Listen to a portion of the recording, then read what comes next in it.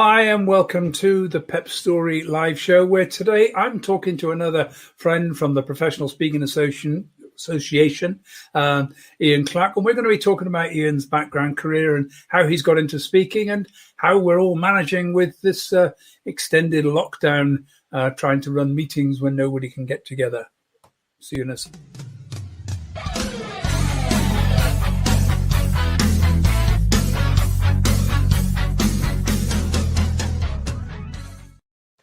Hi, so welcome, Iain, to the show. We've really only got to know each other, haven't we, since the lockdown, since we've been getting together on our what we do every week. We've been getting together, all the speakers, about 20, 30 of us get together every week just to basically chat, isn't it? Yeah. Get to know each other, talk about all sorts of things, find out where we've come from. And I think we were talking earlier on that we've really got to know more people as a result of lockdown than we would have before. Yeah, most definitely. I think that it has allowed connections to be made a lot better and to get to actually know people. As you say, with the coffee and conversation every week, now that we've got a core group of people, we get to know people a lot better that we wouldn't necessarily meet otherwise, because they're all over the country. And I've noticed people getting increasingly more confident in basically speaking to camera and talking to people as a result of that. Yeah, I think it makes it easier, doesn't it? I mean, when you're doing it on a regular basis, I mean, we all know what it's like speaking in front of your peers. It's not, it's a lot more different. It's a lot different than speaking to an audience that don't do it for a living. But I think as we've been going along, it has helped with the confidence of speaking on camera and not worrying about the things that we did at the beginning. Yeah, there's also the other benefit that once upon a time they would have probably committed me for speaking to myself in a room. Now I get paid for doing it. So it's yeah, same here. I mean, it's weird that you're just speaking to a camera lens most of the time and not the way that we used to do it, where we used to have people in the room looking at us. I think when it first started, I mean, I started doing online broadcasting stuff probably about 4 or 5 years ago. But it was not very frequent. But this last year, obviously, it's got more and more common, more and more frequent. And I've now just become much more comfortable sitting down and just chatting to the camera. Sometimes I can see somebody, sometimes I can't. So yeah. So you started life as you were telling me, as a chef from the age of 14.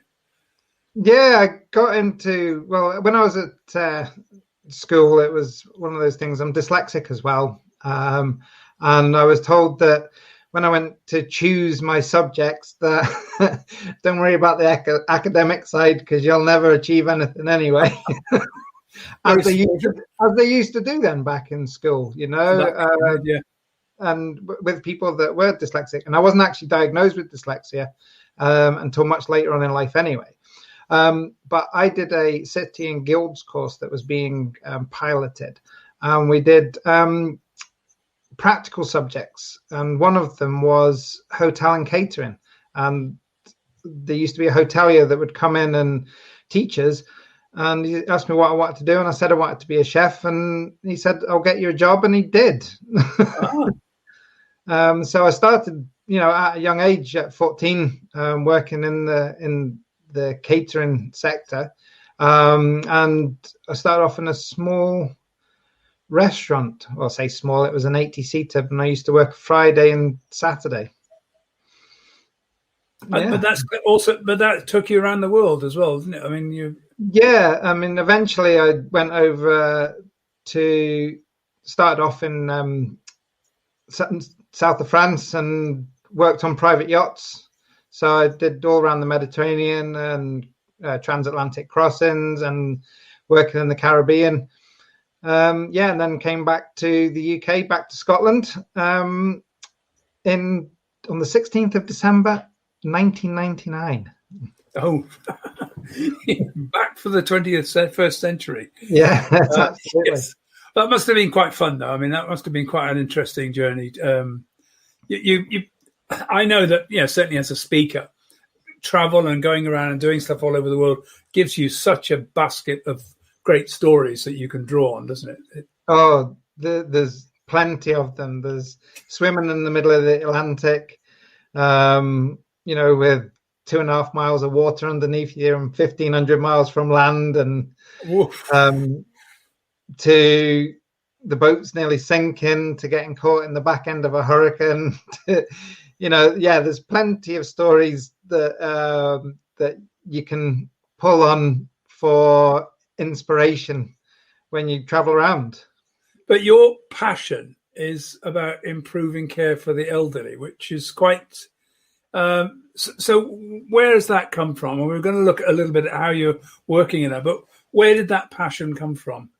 That came from, well, Mum was the care of the elderly nurse, right. And my dad was in the Navy. So my dad was at sea just after I was born, and the matron of the care home where my mum would work wanted her to go back to her night duty and said, just bring the bairn in and we'll make up a bed for him. So I actually had a cot.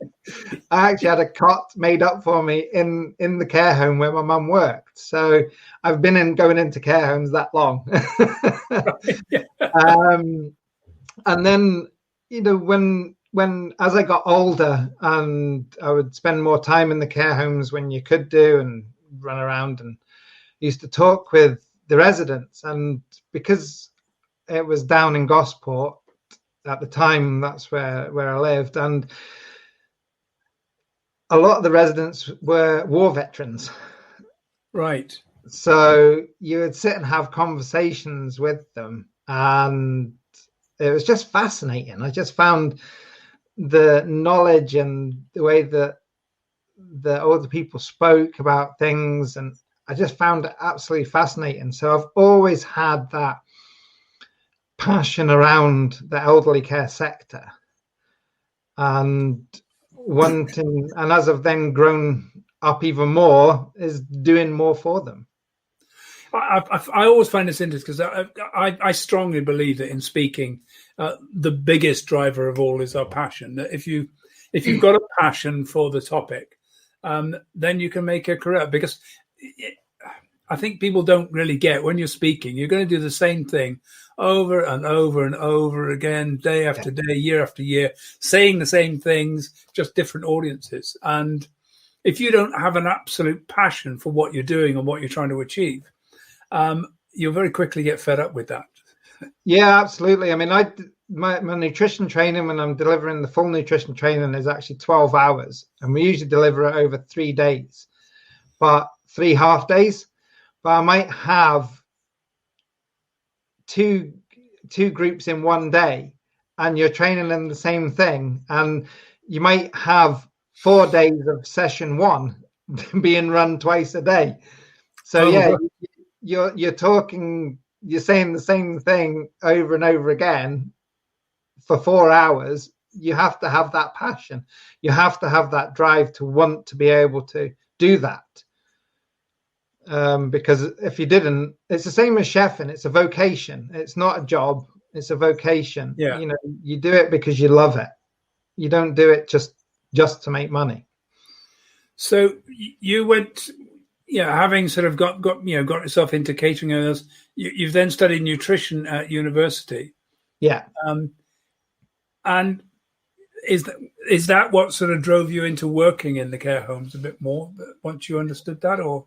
Yeah, understanding a bit more about the nutrition side and not just on the food, but I think one of the main drives for me for going into doing that was, while I was at uni, I worked as a chef for agencies, and I worked in a lot of care homes. And I just thought that things could be improved. Is the basic, the basis of it is that I thought things could be improved a lot. Care homes could save a lot more money. That there was a massive waste of food as well, because people weren't eating it. So yeah, that was my drive to actually set up the Complete Nutritional Care Company. They're not eating it because the quality's poor, or because? Yeah, the quality's poor. The products aren't right for them as well. So, for example, everyone thinks that they should eat chicken breast, whereas chicken thigh is more succulent and has more moisture in it and is more tender, which is easier for elderly people to eat, especially ones that have got problems around eating and eating disorders, to do with like texture modification through dysphagia, which is a difficulty in swallowing. So it's about that understanding of how to do things right. So what is your primary audience then? When you're speaking, who are you mostly speaking to? Mostly the care staff and catering staff. In the care homes, or in the care homes, yes. Right. So that's what I started off. That's where it all started with the speaking and the training side of things. That then developed on to me going over to America and studying with a guy called Dr. Aubrey Daniels around behavioral performance management, because I found people did what I wanted them to do while I was in the care home, but as soon as I went away, they went back to doing what they were doing before I was in. I think Jamie Oliver's had this same problem, hasn't he? Absolutely, and it all comes, and that's what it came down to is about how do we actually get people to do what we want them to do in such a way that they want to do it. What have you found has been the best way to? Because this is a huge problem, isn't it, for a keynote speaker? I get up and I do a speech. I want people to change, but they're going to have 30, 45 minutes of me. Will they do anything about it? Tough issue then. It is a tough issue. A lot of what I've done, I've always been told I'm ahead of the game anyway. I've been told that a couple of times by some fellow professional speakers as well, that I do know up in Scotland, up here in Scotland, should I say, that when I first started said, you're way ahead of what the care sector wants, right? Not necessarily what they need, but what they actually want. So it has been, and I tend to do it. I don't tend to do one-off. Oh, here's a half-hour session. I didn't anyway until lockdown, but I didn't tend to do a half-hour session in a care home and then go away. It was more of creating a whole approach to delivery of food and the provision, the whole 9 yards when it came to food, nutrition, and the dining experience. So essentially, the message you're saying is that by taking your training, you're actually going to help them cut costs. Hugely. And improve the quality of the care. Well, the average care home wastes between 30 and 47% of the food that it buys in. Gosh. And last year, just with one care home, I restructured their catering department and actually brought in another chef and promoted somebody and gave them a pay rise and saved them £39,500 a year. Wow. And it's because within the care sector, I actually set up a course last year. I developed a course last year called Catering Management for Care Managers, because they don't have that understanding of the catering department, most of them, in depth. And the catering staff can get away with a lot because they go, oh, we can't do that, or that's not possible, when it is possible, but they're just I remember watching Jamie Oliver when he was doing his work with dinner ladies, and I'm imagining that the catering staff in the care home are probably of the same sort of they're the same kind of people, aren't they? That this is not, you don't sort of set off to become a chef and then think, right, what I want to do is work in a care home for the rest of my life. It's Yeah, but I mean, it is changing. Yeah.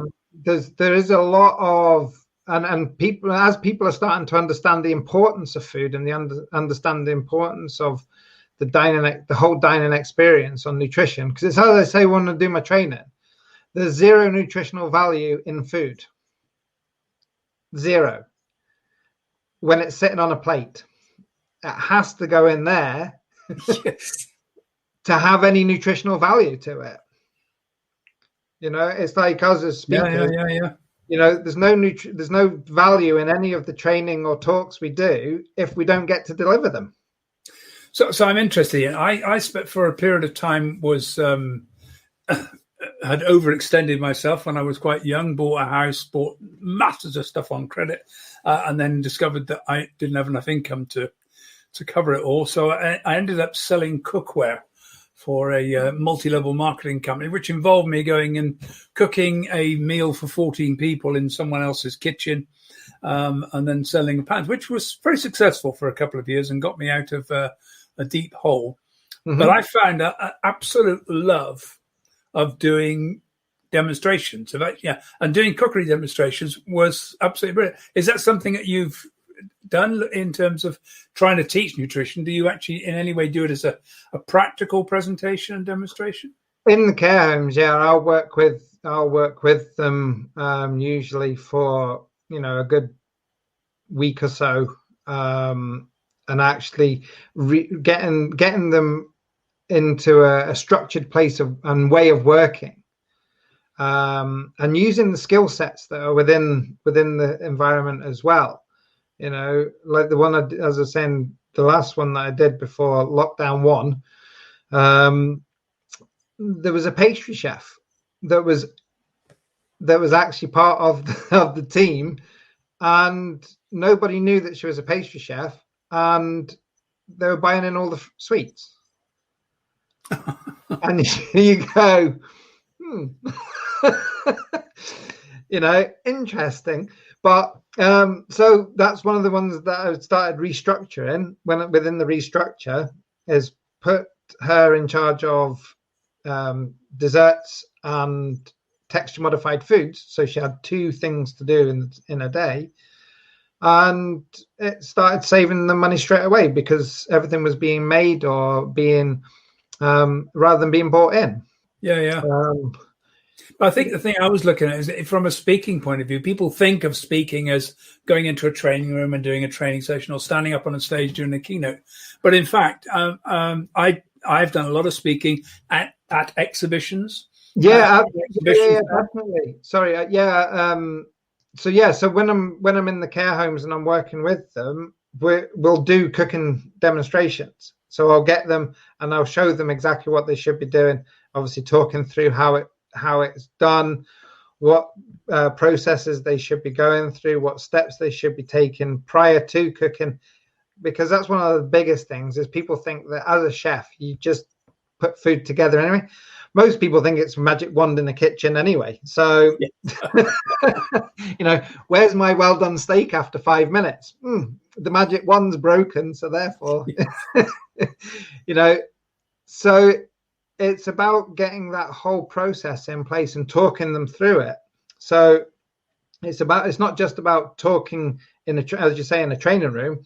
It's about talking to people on the processes and how you do them, and it's about structuring that process so that people understand it as well. I think it's. But when people are thinking about public speaking, and I mean, obviously this program and show is about helping people to improve their speaking, and I think so often people think of speaking in terms of that very fixed area of, I'm going to run a training course or I'm going to do that. But in fact, there are a huge range of areas. I love speaking at exhibitions. They're short, sharp presentations. You've got a constantly moving audience. It can be quite interactive. Huge buzz doing it. A bit of showmanship, and and the same with cookery, demonstrating cookery. And of course, that is something you can do online. I've noticed more people doing that. So, how are you coping with lockdown now? Because obviously, care homes are particularly vulnerable during this time. And yeah, absolutely. I mean, because of what I do, I've pretty much had all my work just keeps getting pushed and pushed and pushed. Yeah. And last year was probably one of the worst years work-wise ever. Yeah. It's just not happened at all. But I have created connections and I've started building other things, and other things have happened over the past year. I mean, even my network. Yeah, the Care Connector network. Yeah, I mean, even with the training that I have booked in, I have people that have paid me for training that keep pushing the training. That's how bad it is within the care sector, So I've had training that was booked to start in October that we're still not looking at doing until at least April. Right. Just because they're just so overwhelmed with everything. And then unfortunately you get a few TV programs that paint the care sector with a bad light when, trust me, they are working hard and they are doing everything that they can to. I can imagine, because I have a friend who basically works in her business is basically resurrecting and trying to recover care homes which have reached the point at which they're about to die. Yeah, and I was quite shocked when she told me that anything less than 85% occupancy and the care home is starting to look as if it's going to fail. Yeah, it's so tough for them, so tough, and some areas of media are giving them a bad look at the minute, which isn't necessarily fair in the situation that we're in. Yeah, there are always going to be some care homes that don't do it well, but yes. Most, I think. So the Care Connector network. So that started up sort of last year, middle of last year. I'm on a manager's Facebook page. I managed to get in to be able to be on one, and it was really confusing that people were posting saying that they had issues, but as a supplier, you can't post to say this is what you do and you can help out. Right.